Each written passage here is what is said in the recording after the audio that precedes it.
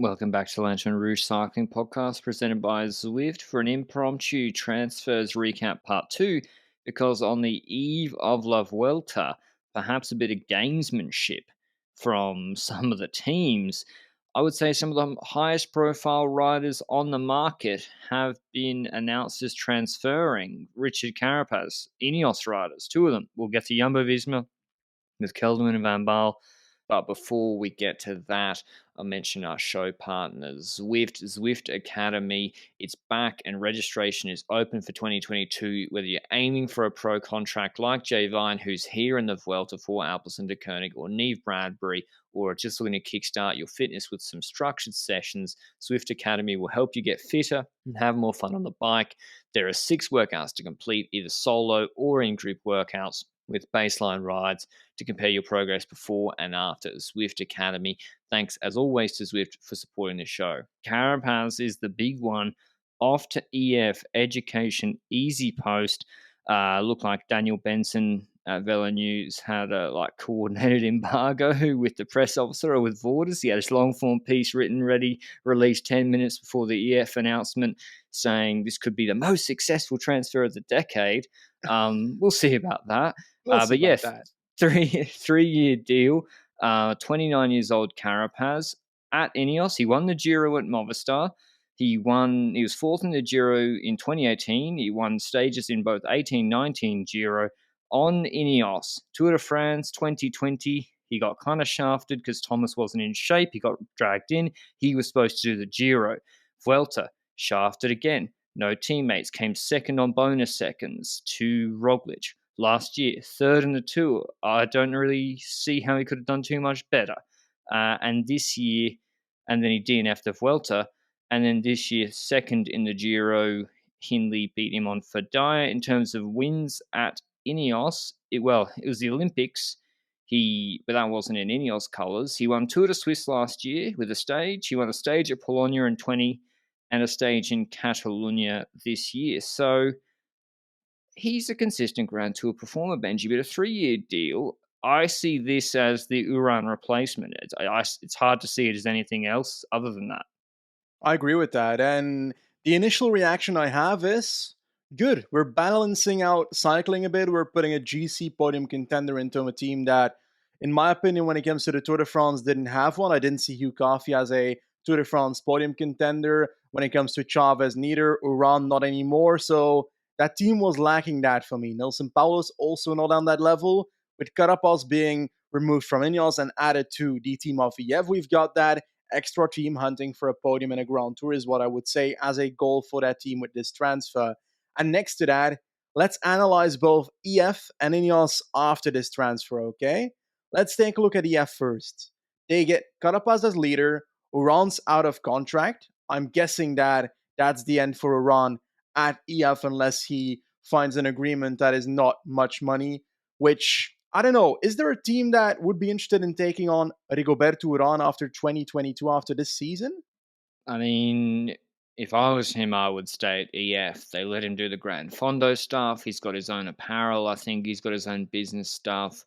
And he literally doesn't race or isn't in top shape for 90% of the year. And EF have been okay with that seemingly. So if I was him, I'd stay at EF. So, I mean, what team would want Uran? Can he provide certain points? He can't provide certain wins.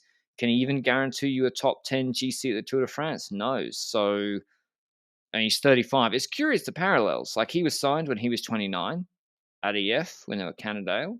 Carapaz is 29.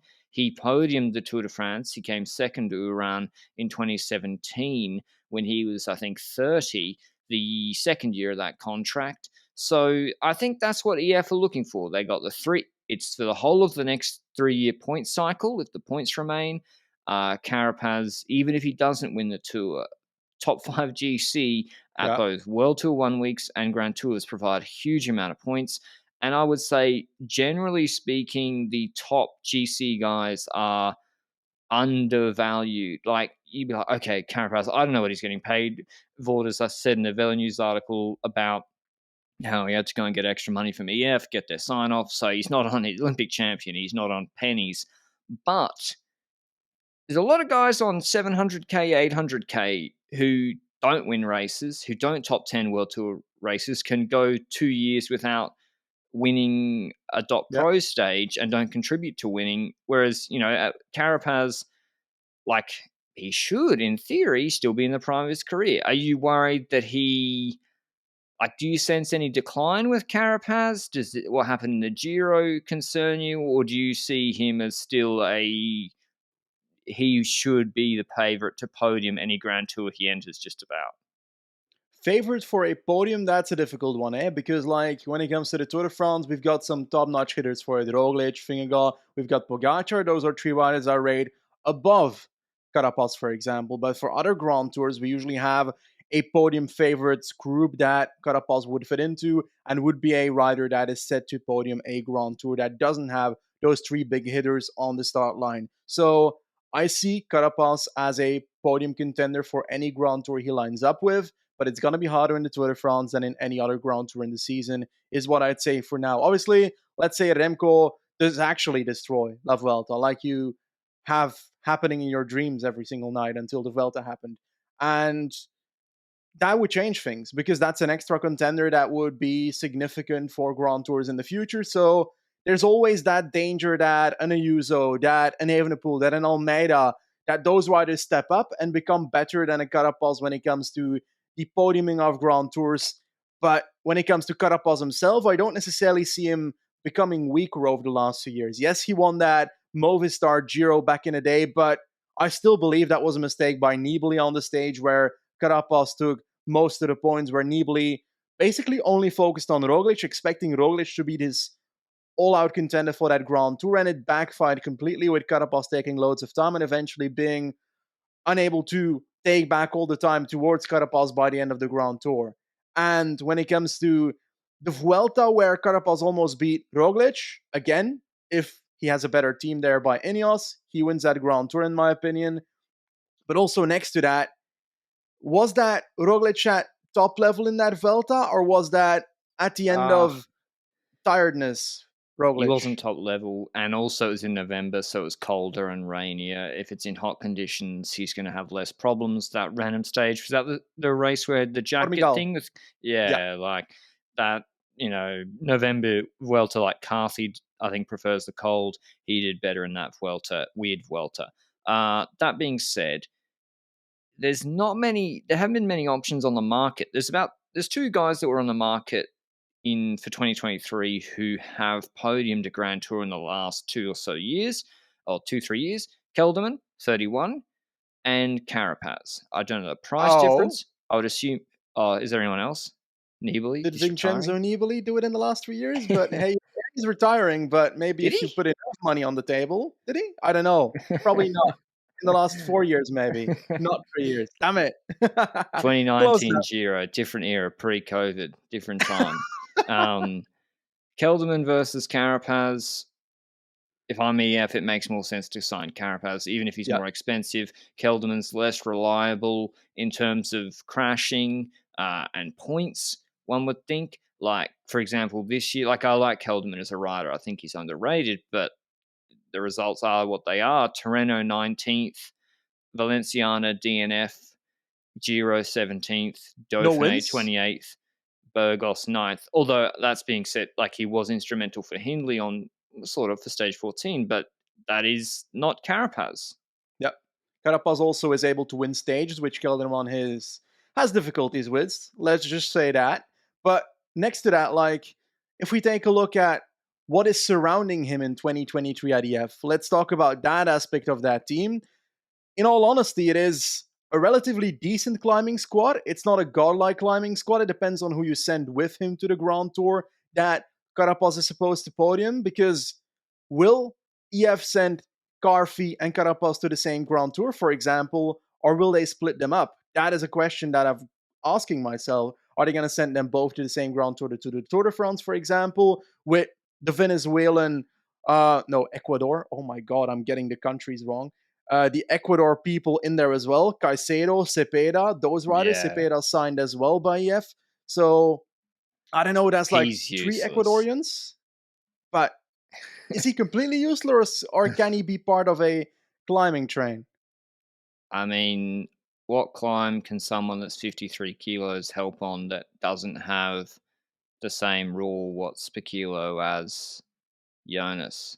Like, I'm sure he could be fine, but like, yeah, he's signed because he's Ecuadorian, like, and he's on Androni, and his agent. I haven't looked. I bet you it's a Quadro. I bet you any money. So Yeah. that is what it is. Caicedo is not a bad rider, but I think, yeah, like Paulus is the one. Do you split him with Carapaz? It'll depend on the parcours. Like if the Tour de France has loads of time trial kilometers, do you really want to send Carapaz, or is the Giro like with a softer start list? Like the World start's really hard. Will you send him to the Giro? Guerrero is the one. Guerrero and Chavez are out of contract, I think, at Yep. EF Benji. Guerrero's having a career year. Do you re-sign? I think you let Chavez go and you try and re-sign Guerrero. That's what I would do. I would do so as well. I don't necessarily see the resurgence of Chavez that people would have hoped for at EF so far. Yeah, he had last year was when he had a decent day in Catalonia or Yeah, one of those Spanish races. We haven't really seen that this year either, in my personal opinion. And like looking at Guerrero, when you look at that guy's season so far, he had a good season. Like we can say all we want about it, but even seventh in in Flash. Burgos, yeah, Flash was a great result, but even in Burgos, like sixth being in Burgos. We take a look at ninth in the Dauphiné. This was a breakaway stage hunter last year. He grew into a GC rider this year, and that's significant to the point where is he going to end up willing to work for Carapaz? He's going to have to if he stays at the team, that's quite sure. But there's so many questions about it, you know? I think they should re-sign Guerrero. I think he's very much on point. Or do you think that there's external interest in a rider like Ruben Guerrero? Because I if mean, he's I'm a different team, Portuguese. UAE. UAE, He rode for Almeida in 2021 Giro, right? I'm being yeah, serious. Like he actually like was doing that for yeah, Almeida. Like but that would be with Costa gone. He's probably the best Portuguese rider on the market. That would make sense. It's what's interesting, Benji, is I wonder if the relegation battle has made Ruben Guerrero a shitload of money, where he normally would have been forced to stage hunt, or that would have been his plan. And instead, he's gone to chase top 10s in GCs, like a ninth at the Dauphiné, which isn't that appealing marketing wise, but that gets you paid. And so now he's been sent to Mont Ventoux Challenge. I'm not sure if EF always did that. He won that. Like, I feel like the relegation stuff might have helped yeah, his pay packet next year. So EF, there's a lot of sort of nice pieces always at EF. I always like each rider they sign individually. Like I like Steinhauser, Padun signing. Sure, I like them all. I do worry about how their pieces always fit together. The classics team with Volga and injured, and with I think he's looking unfortunately like that was a very serious yeah. crash and injury. Their classics team hinges almost entirely on Bettiol and Paulus, who also goes for GC. So that's looking really light for next year. But yeah, they just need a lot of guys to progress. Iking, did he have sickness or something? Healy's got to Hmm. progress. The I think Vandenbergs, Marin Vandenberg gets sent to the wrong races. I don't know. the question I have after this entire EF discussion, I think we completed like the EF discussion here. When it comes to Ineos, where does this transfer of Carapaz to Oh EF yeah. leave Ineos? What effect does it have on Ineos? Does this mean that Ineos did they let him go, or did EF pay Well, more than Ineos would have paid for would you a have Carapaz, matched for example? if you It were depends on the Ineos? money.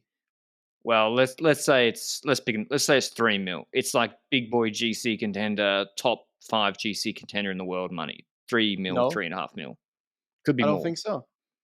I think I'd rather secure Rodriguez than match a 3 million Carapaz. No? I agree. And Rodriguez doesn't cost 3 million. Well, I guess like at the moment he hasn't got the results to demand that contract. So I would rather. I agree.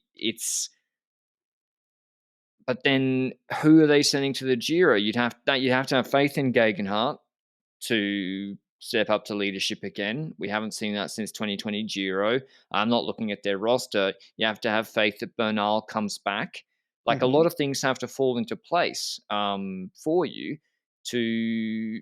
It's like Benji when Lefebvre was like, I'll let Bennett go because I trust Fabio's coming back. He took a Yeah. calculated risk. It paid off in a big way. I think that's at play for Ineos. There's a lot of guys hunting for opportunities. And yeah, with Carlos Rodriguez, Benji, Movistar would literally roll out the red carpet. They might not match salary, but they're like, we'll give you any race you want, leadership, any race you want. You can have it. And, versus if you've got Carapaz for the next 3 years stifling this opportunity. So I'm not surprised that Ineos let him go. They're in a rebuilding phase. You see these things happen in cycles. Carapaz, and it's curious to move on to our next team. The classic sort of version maybe of Carapaz, Dylan van Baarle, maybe their best classics rider perhaps, but one of their older ones, as terms of the leader, Rose maybe a bit older, Van Baarle off to Jumbo-Visma, winner of Paris-Roubaix this year on Ineos. Ineos had a pretty good classic season. Again, it's kind of like he would have presumably been wanting a big contract at Ineos after that, after Paris-Roubaix, or maybe not. Are you surprised to see him, 30 years old, not a regular winner, off to Jumbo-Visma, who already have pretty stacked classic squad? It's difficult, because if we look at the dynamics of the couple squad of Jumbo-Visma this year, it was already a very strong squad with Laporte, with Van Aert, obviously. Let's not forget about Wout van Aert in this couple squad. If you add Van Baarle to that, I would argue that the chances of all three to win a race increase. And you would say, well, how is that possible? How is Van Baarle going to that team, increasing his chances of winning when he might not even be leader? I'd expect them to be three co-leaders on the Cobble squad. And perhaps Laporte might be taking a bit of a bad step there. Like if Van Baarle goes to the team with Van Aert, I think Laporte is the one that takes the biggest hit. Or am I wrong in that? Um, Van Baarle can't sprint, so Laporte can Mm-hmm. sprint. So Laporte, you can be happier going in a smaller group. Van Baarle needs to go solo, like he did in Roubaix. His season, second in Flanders, first at Roubaix, good, probably domestique in Amstel, which Ineos also won with Kwiatkowski, eighth in E3, which Jumbo dominated.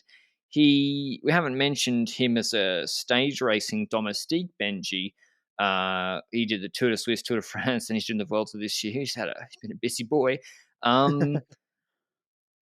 I see him more for their classics team. I think because when I think of their Tour de France squad, we both think Roglic and Jonas should rinse and repeat. I almost wouldn't change the team from this year. It depends on the parkour, obviously, but Yeah. I would rather have Van Baarle focus on the best classic season, which Jumbo-Visma didn't win a monument in spring this year. It was the missing piece of their season. Focused on classics in spring, and Benoit, like, Benoit was really good. Really, really good in the Tour de France. Now, Van Baarle has probably done in his career in Yeah. 2018 some better climbing performances, but Benoit was really good. I would rather he focus on, as you said, the classics. And yeah, like Paris is a great example. Someone to make sure. Wout van Aert needs to learn a little bit, perhaps, to ride with someone like Van Baarle.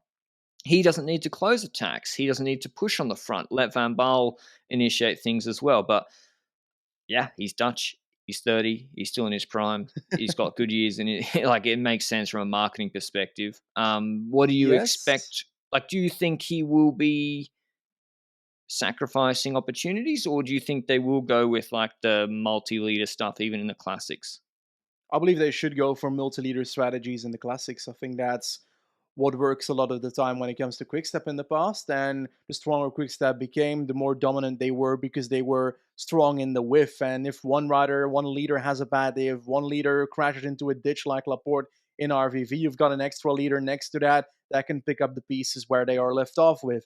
And there's also the aspect of strategy in those races. Van Baarle is indeed the rider that goes relatively early in races and tries to benefit from group dynamics And we saw that in Roubaix, like you mentioned, he attacked away in a situation where Van der Poel and Van Aert were in the same group.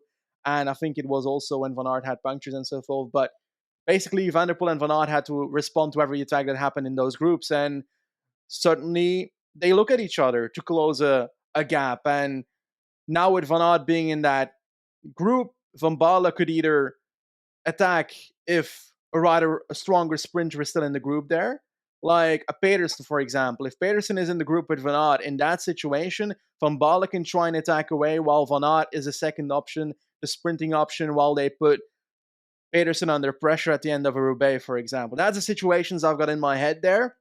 And I think that benefits every single rider from that. There's also the factor to it, like you spoke about the Grand Tour schedule for Van Baarle.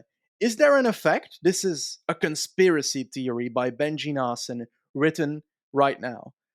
Do you think there's a possibility that Jumbo-Visma is also thinking, if we get Van Baarle to our team, he's very strong in the Cobble Classic, he strengthens us there, he's an option to become a Dennis-like character in a Grand Tour, to be that domestique that Dennis couldn't be this year because he was injured, basically, or ill before the Tour de France. But they're also taking away strength from Ineos. I Is think there a that's important. possibility?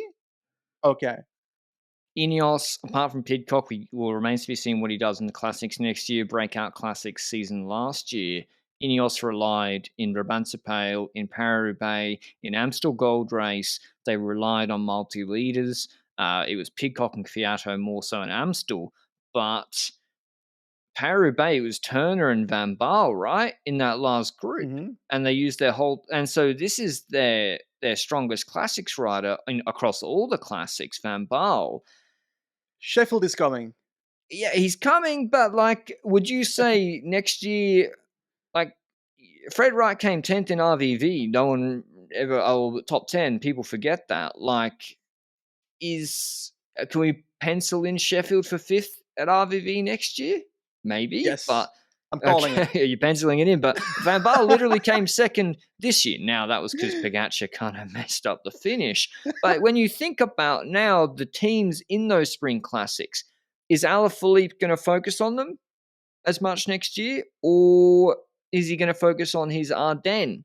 Because his Ardennes wasn't as good this year. And then that means it's right now for Quick-Step, if Remco's not doing the Cobble Classics, it's all on Asgreen. So that's one leader. And then UAE is all Pog. And then Ineos is a lot on Pidcock. And then Jumbo are coming with Laporte. Tratnik, maybe? Is that confirmed? I think it rumored was by Wielerflitz, probably. Yeah, exactly. Who also came top 10 RVE, Van Baarle and Van Aert. That's a multi-headed monster against these teams with single leaders. Yeah, that's a problem. Yeah, certainly a problem in that effect. And the thing is with Quick-Step as well, we don't know how strong they're going to be next year compared to this year with all the stuff they had going on, like you mentioned. I don't think we can blame Alaphilippe having a weaker LBL by ending up in the ditch by the side of the road and being injured. No, but I mean, that disappointment will mean he's like, I've got to focus on Ardennes. Yeah, I get that. And it's been a while since he won LBL, right? Because never won LBL. Never won LBL. I think so. No. He was supposed to win it until he put his hands in the air too early. After he chopped Hirschi and Pogacar? Yeah. That was the closest he's come. The closest he's come was first over the line.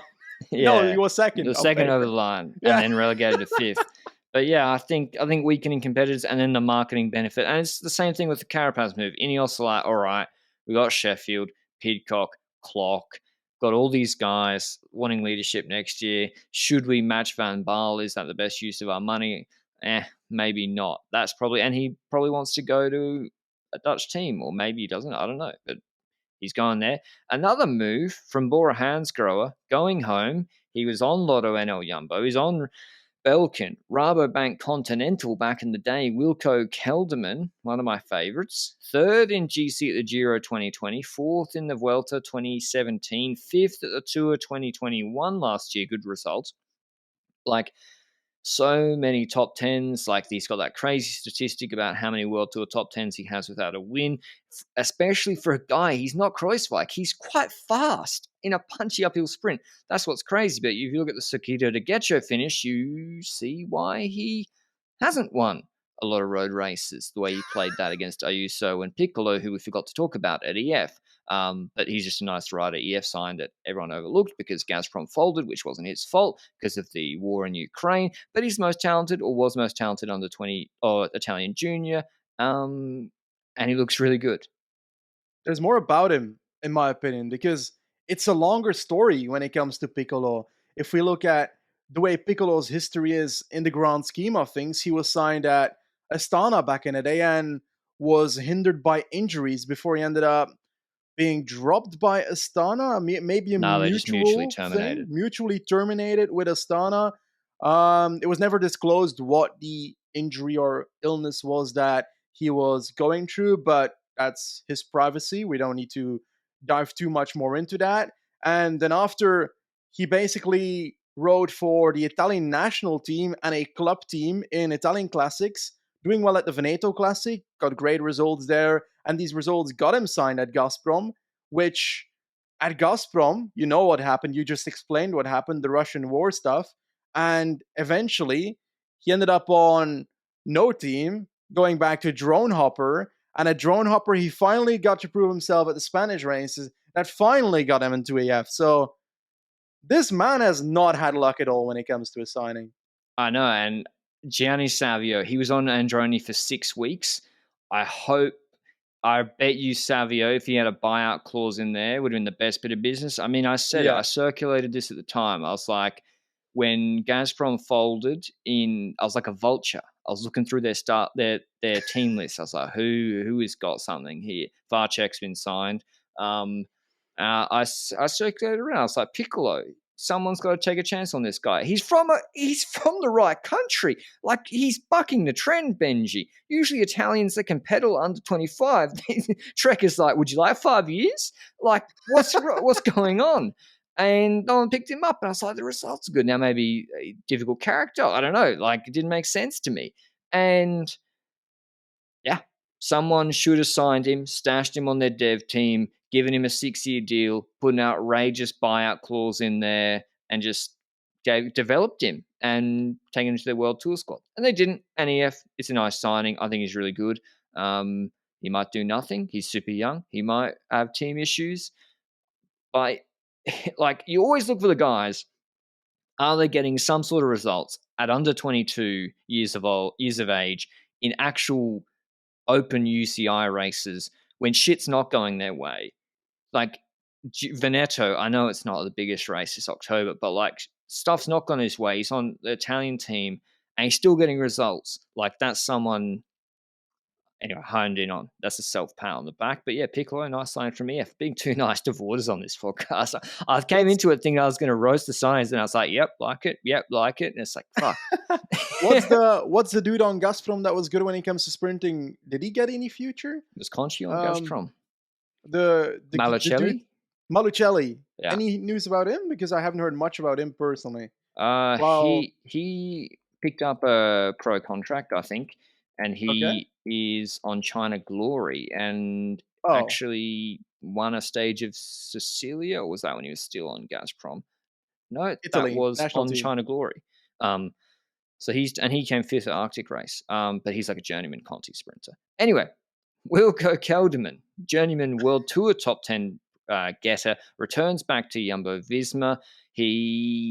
What role do you see for him, Benji? Because Jumbo-Visma, they got the headliners.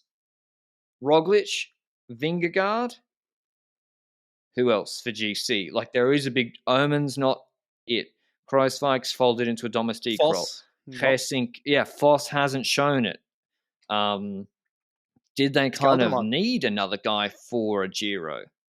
I think Kelderman is the perfect man for that spot. And I'd argue that when we look at 2021, we had a team of Dumoulin and Vos going to the Giro. The Vos experiment, I wouldn't say it's completely bottled yet. I think if you try him at 1 week races and try him again at the Grand Tour as a secondary GC rider, co-leader, for example, with Kelderman at the Giro, that is something I would like to see happen. And if Vos doesn't prove himself there, he can fall into a domestique role for Kelderman. But I see Kelderman as the GC leader for the Giro next year, because in my opinion, they should still send Vingegaard and Roglic both to the Tour de France. That's my take. We might see next year if that happens or does not happen.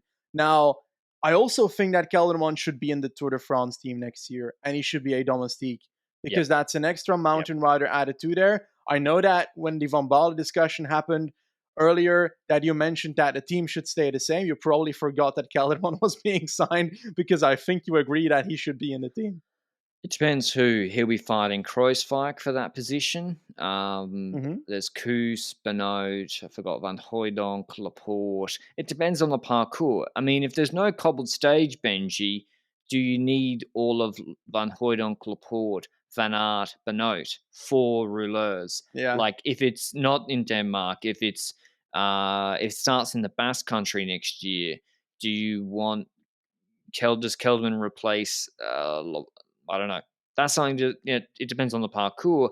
But yeah, like Foss Benji, he's had 30 race days this year and didn't get taken to a Vuelta that abounds with 5 to 7% climbs for a bigger guy like him as a domestique. And the Jumbo-Visma Vuelta team, no offense, but it ain't their Tour de France team Yeah. either. And Foss didn't make the cut for that team. He's 25. He's turning 26 next year. And Dumoulin's retired. It's pretty clear that they're shallow in GC and top level, even like Kreuzweig, he's crashed a lot, but he did well on Solaison. But I think there's Kreuzweig Koos as climbing domestiques, and then not too much else. So the Kelderman signing just makes a lot of sense. And from his perspective, Benji, Mm-hmm. I would be thinking, I want to win a race. Like while I still have the legs. Like I want to get some wins on the board. So it makes sense that he's going to Jumbo-Visma, I guess, for that. Yeah, I think so as well. I think he's going to win races at Jumbo-Visma, at least one. Come on. We finally got to have the Kelderman victory. Whether they send him to the Hungary or something, I don't care. No, they should. If I was in charge of his I would get the guys just some easy win, like some easy mental victories. I think open it's the important. floodgates. Yeah. And then the Kelderman wins will keep flowing in one by one throughout the season. It's like Almeida Polonia last year. Remember, before Polonia, he was like, how's this guy not winning races? And then open the floodgates. Well, has he won that much since? He won 2 the week before. Right. I said he can't. He was you said he's a useless, winless. I did not say that. You invented that.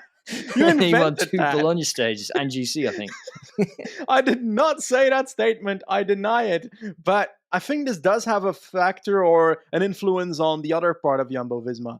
We look at Olaf Koy being in this team, David Decker not re-signed yet from what I can tell. And I'd argue that David Decker does not fit in the team of Jumbo anymore. No. I don't mean that harshly towards David Decker or anything, but we've got a Grand Tour squad for the Tour de France that will not have a sprinter in it because Wout van Aert can take green and be a domestique. So Olaf Koy is the best sprinter on Jumbo-Visma. They should send him to the Giro combined with Kelderman, in my opinion. Sorry, but Olaf Koy deserves a Grand Tour with flat sprints in it because he's going to win a Grand Tour stage next year if they send him to a Grand Tour. Now, the issue that I see is David Decker. Yeah, he's got no opportunities there. But if you're Olaf Koy, at what point are you going to say, I don't want to be the guy that goes to the Giro and the Vuelta for Grand Tour stage wins. I want to go to the Tour de France. Is that in 2 years? And you're like, okay, they have to start choosing between Wout van Aert and Koy then, or am I thinking too far? That's a 2024 discussion, which is his contract is last year, is next year. He's 20 years old. He's won his first World Tour stage this year. I don't think it's you need a big a big set of cojones to be like a Primoz and Jonas. Pretty good tour this year, but I would like three lead out riders in Tour de France.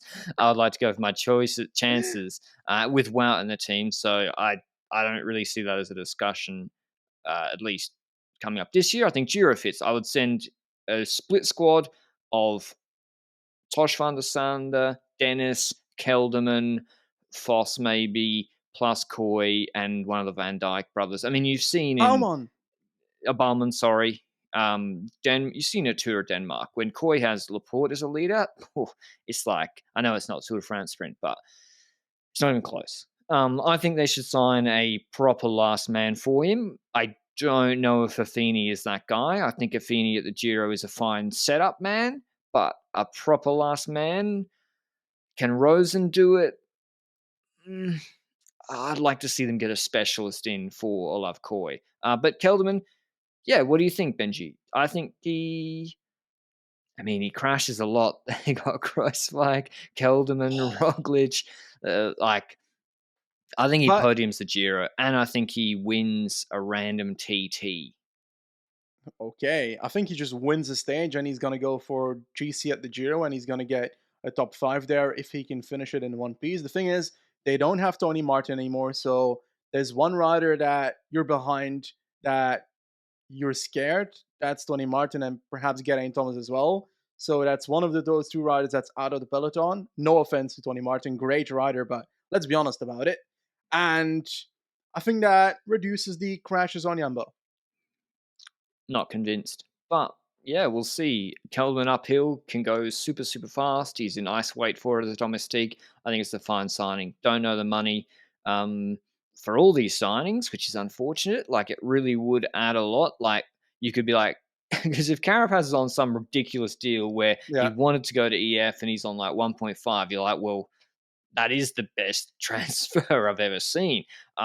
Or maybe riders get one result which they can't replicate, and then they get really, really highly paid, and you're like, not sure about that. So it's impossible to really know. All we can really discuss is fit and expectations for races they'll go to. But yeah, that was the transfers part to wrap up. Let us know what you think about the transfers. Thanks to Zwift as always for supporting the show, and we'll see you with Vuelta probably stage 3 later today. Ciao.